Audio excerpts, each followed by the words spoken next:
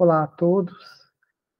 É um prazer estar novamente com os amigos da Sociedade Espírita Jesus. Sou Eduardo Bastos, trabalhador da Sociedade Espírita Bezerra de Menezes, e é com muita alegria que recebo esse convite dos amigos da Sociedade Espírita Jesus para falar um pouquinho, conversarmos sobre doutrina espírita. Como é de praxe, gostaríamos de convidar os irmãos para levarmos o pensamento numa prece. Pai amado, ilumina os nossos caminhos. Jesus, derrama sobre nós as tuas luzes, envia os bons espíritos para nos ajudar, nos intuir, nos amparar. Possamos todos passar por momentos agradáveis, onde conversando sobre a doutrina espírita, dialogando sobre o conhecimento espírita, possamos todos nos ampararmos, nos apropriarmos desse conhecimento e dessa doutrina que consola ao mesmo tempo que educa. Grato por essa oportunidade de estarmos aqui encarnados, tendo acesso a essa doutrina maravilhosa, pedimos ao alto a permissão de dar início à nossa doutrinária virtual, à nossa singela palestra de hoje. Que assim seja. Então, meus amigos, conforme a solicitação dos nossos irmãos da Sociedade Jesus, do Michael, nossa conversa de hoje, nosso tema de hoje é acerca da reencarnação. E temos como sugestão bibliográfica o Livro dos Espíritos, as questões 166 a 170, onde Kardec vai perguntar diretamente aos espíritos acerca da doutrina da pluralidade das existências. Antes de mais nada, não custa nós recordarmos os irmãos que a doutrina da reencarnação é um dos pilares do Espiritismo. A doutrina espírita tem como princípios básicos a crença em Deus, na imortalidade da alma, na mediunidade, na pluralidade dos mundos habitados, na lei do progresso, na lei de causa e efeito, na lei de reencarnação. Diferente de outras escolas espirituais, de outras religiões, a doutrina espírita aborda a reencarnação pelo ensinamento dos espíritos de uma forma lógica e racional, usando a reencarnação para decodificar e explicar muitos dos fenômenos que nos rodeiam, da pluralidade e diversidade dos carismas e habilidades, da diversidade das aptidões humanas, ao mesmo tempo que é uma ferramenta que atesta a justiça divina e faz com que sejamos todos os artífices, os arquitetos da nossa própria vida, da nossa própria construção como ser humano. Somos o produto hoje do nosso esforço, do nosso trabalho ao longo das vidas sucessivas. A inteligência que possuímos é a inteligência que acumulamos ao longo do tempo. A virtude e o caráter que já temos são os sentimentos, as emoções, o uso ético das nossas aptidões adquirido ao longo das vivências sucessivas. Então, nós somos produtos do nosso trabalho e do nosso esforço. Mas antes de entrarmos propriamente na reencarnação, não custa a nós entendermos o significado. O que significam essas palavras? Então, a palavra reencarnação, usando o dicionário Priberan, dicionário online Priberan da língua portuguesa, nós temos a palavra reencarnação como ato ou efeito de reencarnar, ou de entrar num corpo que não era o que ocupava numa existência anterior. Então, a origem etimológica da palavra é encarnação. Por encarnar, entendermos unirmos a carne, unirmos a um corpo físico. E a preposição re dá uma ideia de repetição, retorno. Então, é retornar ao corpo físico. Então, é a doutrina que alega, que nos mostra, que professa a verdade de que nós temos muitas encarnações, muitos encontros com a carne, muitos nascimentos, muitas uniões com o corpo físico, com a finalidade de progredir, de evoluir. Criados simples e ignorantes, vamos a cada encarnação, a cada mergulho na carne, crescendo, nos desenvolvendo em virtudes e conhecimentos, em sabedoria e em sentimentos, do qual o mais importante é o amor. Então, todos os conhecimentos e os sentimentos são aprendidos, desenvolvidos por intermédio da reencarnação.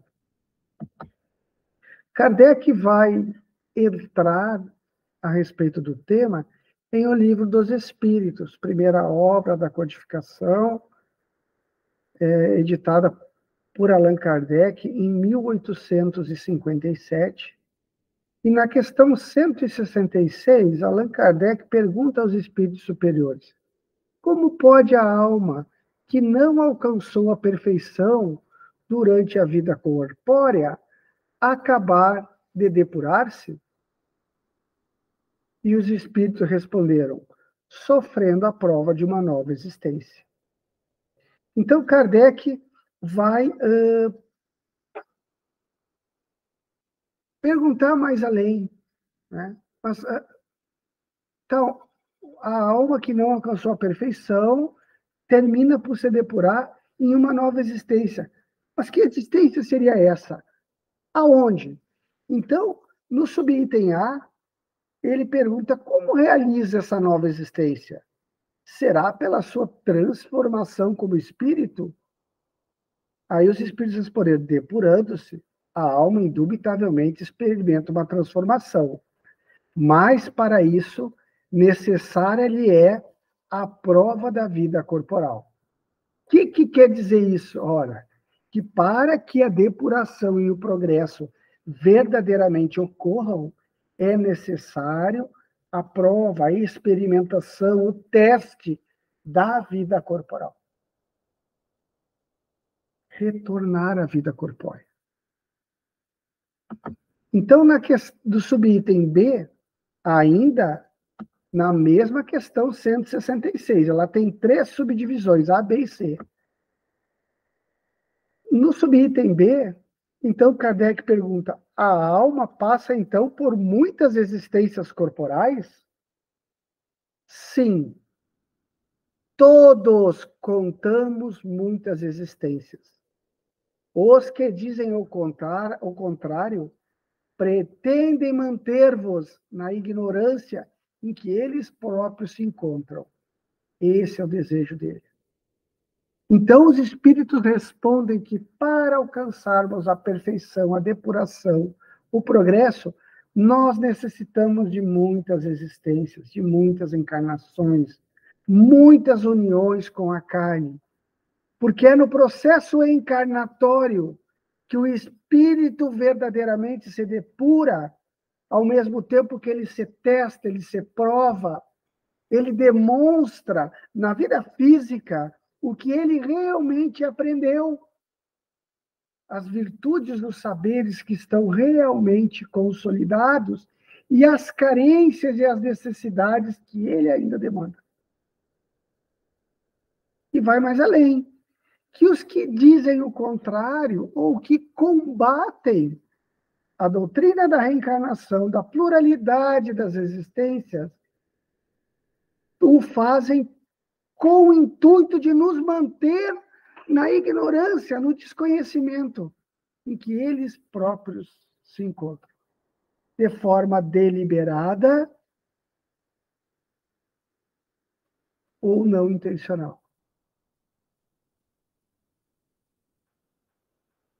O subitem C, Kardec pergunta já concluindo. parece resultar desse princípio que a alma, depois de haver deixado um corpo, toma outro, ou seja, reencarna em novo corpo. É assim que se deve entender? Aí os espíritos responderam, evidentemente. Uma das respostas mais curtas, mais breves, né, do Livro dos Espíritos. Evidentemente. Então, o espírito, após haver deixado o corpo físico, vai retomar outro corpo físico, não necessariamente imediatamente. Ele pode permanecer por um tempo no plano espiritual, numa situação que nós denominamos, no jargão espírita, de erraticidade. Essa erraticidade não é de errar no sentido de estar em erro, mas errante no sentido de vagar, daquele espírito que se encontra no plano físico, aguardando a sua encarnação. A única exceção é a condição de espírito puro, aquele que não precisa mais encarnar. Então, o espírito, após completar todo o seu aprendizado, ele não se torna mais da condição de desencarnado espírito errante. É espírito puro. Mas todos os outros que ainda necessitam de encarnação, e quando se encontram no plano espiritual, estão na condição de espírito errante. Então, o espírito permanece no plano espiritual o tempo necessário, aguardando uma nova encarnação. Nesse período, ele pode preparar-se para a nova existência, recuperar-se da existência das dores, particularmente as morais, as emocionais, que teve na sua última encarnação, trabalhando, exercendo outras atividades no plano espiritual. Sim, lá existe ocupação, atividade, não há o ócio, e aguarda o momento em que retornará à vida física, dando continuidade à sua jornada de progresso e de evolução. Na questão 167 do Livro dos Espíritos, temos a pergunta: qual o fim objetivado com a reencarnação? Nos nossos comentários, nós praticamente já respondemos, né? Expiação, melhoria progressiva da humanidade. Sem isto, onde estaria a justiça? Então, a reencarnação, né, ela tem para o espírito 3 finalidades. Para que o espírito reencarna? Com 3 finalidades. Expiação, né, com X, não com S, de espiar, de olhar por uma fechadura, mas espiar no sentido de resgatar. Né? Expiar é uma forma da qual o espírito ele resgata, ele repara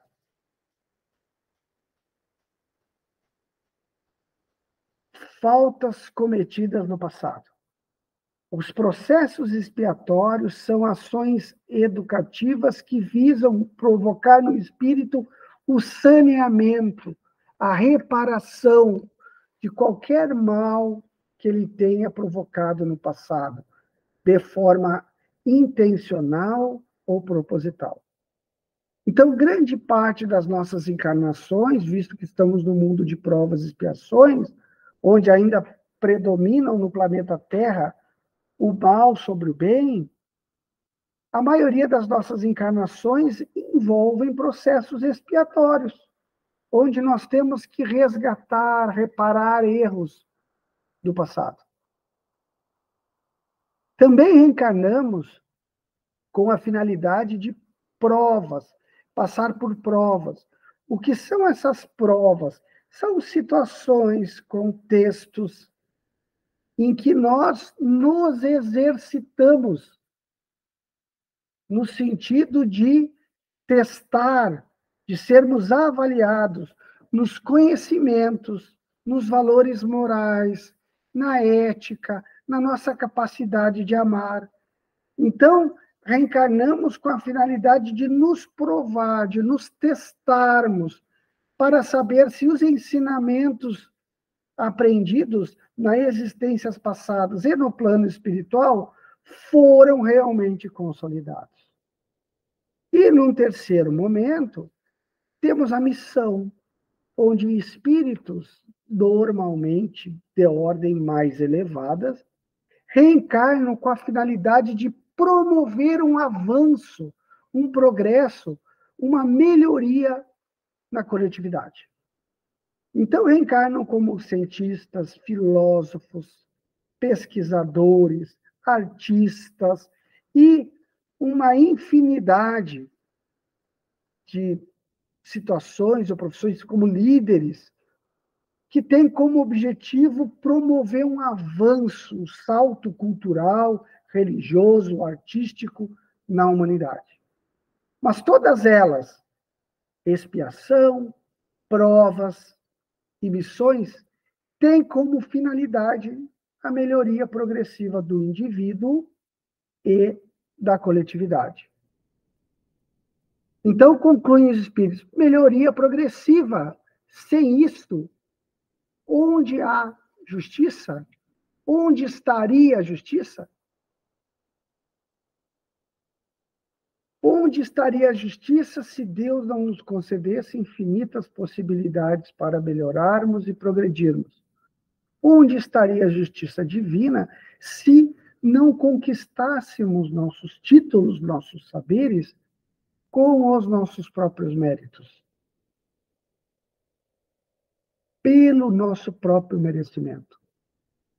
Então, a doutrina da reencarnação nos mostra Deus como um Pai amoroso que nos dá infinitas possibilidades para evoluirmos e de uma forma didática, pedagógica, nos possibilitando, no final, o mérito por tudo que conquistamos através do nosso próprio esforço, nosso próprio trabalho.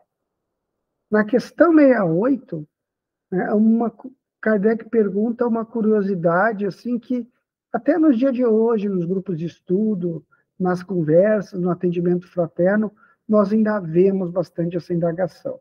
Questão 168. É limitado o número das existências corporais ou o espírito reencarna perpetuamente? Resposta dos espíritos. A cada nova existência, o espírito dá um passo adiante na senda do progresso. Quando se acha despojado de todas as impurezas, não tem mais necessidade das provas da vida corporal. Mas é uma resposta interessante. Nós vamos ver o complemento mais para frente, mas aparentemente parece que os espíritos não foram objetivos, né? Mas não. O número de existências, né, é infinito. Como infinito é o progresso, a capacidade de evoluir, quanto infinito é o número de existências que nós temos para chegar na perfeição. Um dia chegaremos, claro, né, num número enorme de encarnações. Quando atingirmos um determinado estágio, as nossas encarnações não são mais expiatórias. O que é isso? Nós deixamos de fazer o mal e já quitamos o nosso passado reencarnatório. Nós já resgatamos e reparamos todo o mal que produzimos. Aí as nossas reencarnações passam a ter um caráter mais provacional e missionário. Passam a ser encarnações menos dolorosas, mas ainda necessárias, porque passamos ainda por provas, por testes. No momento que alcançamos um estágio evolutivo, em que já não espiamos e também não é necessário mais provações, nós reencarnamos em missões. Reencarnamos como voluntários para semear o progresso, a evolução, nos mais variados mundos, nas mais variadas coletividades. Então, O processo reencarnatório, embora ele seja bastante longo, ele se modifica no seu contexto ao longo do processo evolutivo do espírito. Questão 169. É invariável o número das encarnações para todos os espíritos? Não. Aquele que caminha depressa, a muitas provas se forra. Todavia, as encarnações sucessivas são sempre muito numerosas, porquanto o progresso é quase infinito. Foi o que nós mais ou menos já comentamos, né? Tem um número exato de encarnações que o espírito precisa, né? Às vezes as pessoas buscam um número místico, um número cabalístico, né? Um número... Não existe. Até porque depende muito do mérito, do esforço, do trabalho de cada espírito. Uns progridem mais rápido, necessitando um número menor de encarnações, outros rebeldes, revoltados, preguiçosos, pouco motivados, têm um grau de aproveitamento menor nas suas encarnações, necessitando muitas vezes repetir os mesmos ensinamentos no seu retorno à carne. Na questão 170, Kardec pergunta aos espíritos: o que fica sendo o espírito depois da sua última encarnação? E os espíritos respondem: espírito bem-aventurado, espírito puro. Então, após não precisar mais reencarnar, o espírito que se encontra no plano espiritual já não é mais um espírito errante, ele se torna um espírito puro, né? Não tem obrigação de reencarnar, vai reencarnar se assim o quiser, em situações de missão para o progresso e a evolução da coletividade. Deixamos para os amigos, como encerramento, 2 cards feitos pela FEB, pela Federação Espírita Brasileira, né? Os conhecidos Você Sabia. Num está a questão 166b, que nós comentamos nessa nossa conversa. A alma passa, então, por muitas existências corporais? Sim, responderam os espíritos. Todos contamos muitas existências. Os que dizem o contrário pretendem manter-vos na ignorância em que eles próprios se encontram. Esse é o desejo deles. Allan Kardec, o Livro dos Espíritos, na questão 166b, Brasília, FEB 2019. Então, aí nós vemos que nós, né, hoje, espíritos imperfeitos, já tivemos inumeráveis encarnações. Nossos defeitos, nossos saberes, nossas virtudes, nossos vícios, nossa personalidade, as respostas que nós damos aos estímulos do meio, é produto do nosso passado reencarnatório, do conjunto de experiências que desenvolvemos ao longo das vidas sucessivas, que formaram a nossa personalidade espiritual, que reencarnados, seguindo o contexto da vida familiar, da educação, da sociedade, demonstra a nossa personalidade de encarnado, o nosso caráter. Mas tudo isso, ele é manifestado, é formado com base na nossa memória espiritual, nas reações que nós temos durante a vida, os estímulos do meio, baseado nesse nosso inconsciente espiritual que nós desenvolvemos ao longo das nossas encarnações. O outro, Você Sabia, traz a questão 171, que foi alvo da nossa conversa de hoje. Em que se funda o dogma da reencarnação? Né? Em que se baseia? E aí a resposta dos espíritos foi na justiça de Deus e na revelação, pois incessantemente repetimos: o bom Pai deixa sempre aberta a seus filhos uma porta para o arrependimento. Então a reencarnação é uma demonstração da justiça divina e da inteligência e da pedagogia do Pai, que nos dá sempre a oportunidade de melhorar, mas também nos dá o trabalho para que nós nos desenvolvamos através do nosso próprio esforço. E assim aquele que se esforça mais, que é mais disciplinado, educado, focado, trabalhador, progride de forma mais rápida e é feliz mais cedo. De modo que o mau aluno, o rebelde, o preguiçoso, o revoltado, ele repete muitos processos reencarnatórios, expiatórios, permanecendo muito tempo em planetas em regiões inferiores, perdendo oportunidades de ser feliz mais cedo. Então, quando nos apropriamos da reencarnação, se discutir no universo de lógica, de justiça, de relação de causa e efeito, e sem dúvida nenhuma, é um dos princípios espíritas mais importantes para que possamos adentrar, entender o pensamento espírita. E aí possamos absorver tudo que a doutrina espírita pode nos oferecer para elucidar e consolar. Não tem como nós nos tornarmos espíritas sem nos apropriarmos e entendermos a doutrina da reencarnação. O conhecimento da pluralidade das existências nos permite decodificar não só os fenômenos que nos rodeiam, mas também o conhecimento espírita, a literatura espírita, que nos traz esse conhecimento, esse consolo, e nos explica, nos permite entrar um pouquinho na lógica divina. Então, meus amigos, era isso que tínhamos para hoje. Além do dicionário Príbera, nos baseamos basicamente no Livro dos Espíritos, né?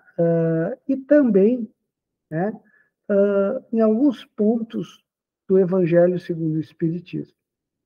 Convidamos os irmãos a se apropriarem desse ensinamento maravilhoso que a doutrina espírita nos traz e se aprofundarem um pouquinho mais, lendo a questão 166 a 170 do Livro dos Espíritos.